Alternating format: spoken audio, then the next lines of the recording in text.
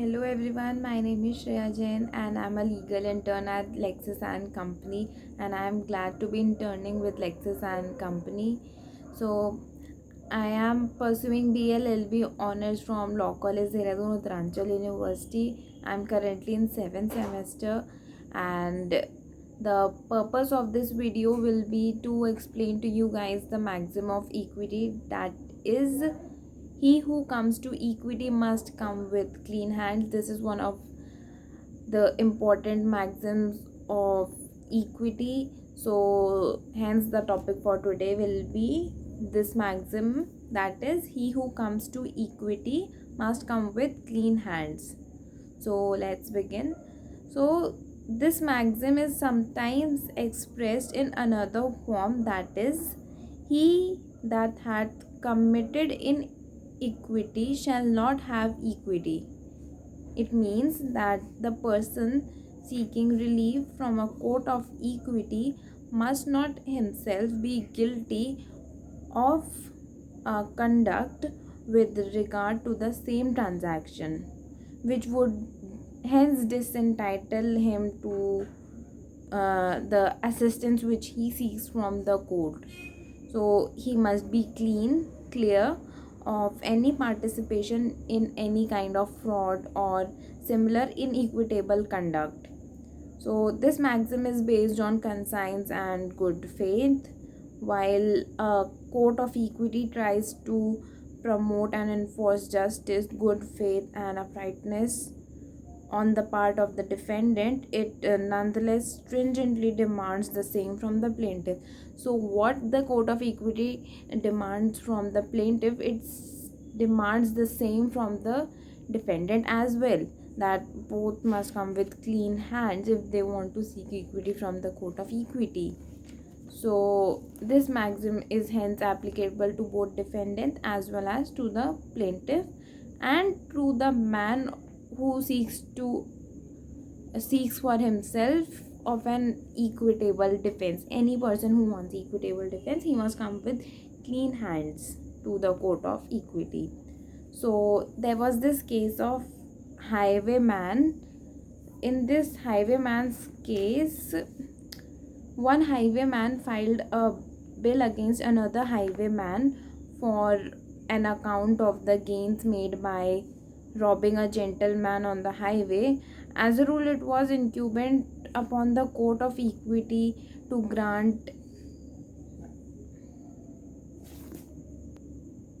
an account as between partners in any occupation. But as in this case the transaction itself was illegal, so there was no relief granted to the plaintiff, but the solicitors were taken into the custody and fined 50 pounds and imprisoned till they paid the full amount. So the council who signed the bill was made to pay the all the costs. So there was this another case which we'll discuss. The name of the case is Overton versus Bannister. What happened in this case was that an infant girl fraudulently concealed her age and obtained from her trustees a sum of money to which she was entitled only on coming of age. But subsequently, when she became major, she instituted a suit against the trustees to compel them to pay over again the money which had been improperly paid by them to her during her minority. Thus, it was held later that the girl could not enforce the payment over again, for although the receipt of an incent is inefficient to discharge a debt, yet the girl, having misrepresented her age, she was not entitled to get the amount again. So she could not step into the validity of the receipt. So this was about the two cases. Now we'll discuss what is this maxim's applicability in India under four headings. Those are under the Indian Trust Act, the Specific Relief Act, second and third is injunction, and the fourth is relief of rescission or cancellation. So under the Indian Trust Act, the principle has been incorporated in section 23, which provides that the beneficiary cannot successfully sue the trustee to make good the loss to the trust property due to the breach of trust if the beneficiary has by fraud induced the trustee to commit a breach of trust or has concurred or acquiesced in the breach of trust without any coercion or undue influence and etc. So this was what the Indian Trust Act says in its section 23, which highlights these terms such as fraud and misrepresentations. So next is the Specific Relief Act in India, which speaks about this maxim. What it says is that the equitable relief of specific performance will be available in plaintiff's conduct in obtaining or acting under the contract is unconscious and unfair. So it is mentioned in section 22 that the jurisdiction to decrease specific performance is discretionary and the court is not bound to grant such relief merely because it is lawful to do so. Similarly, also in section 25 of this act, it denies specific performance of a contract for the sale or letting of property to vendor or lessor if he entered into the contract knowing that he had no title to the property. So this was what section 25 of the Specific Relief Act says.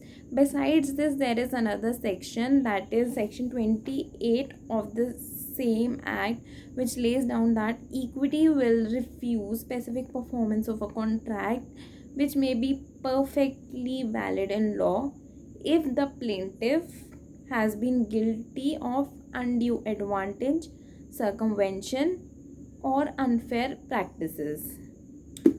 So these were the three sections under the Specific Relief Act which explains this equity maxim.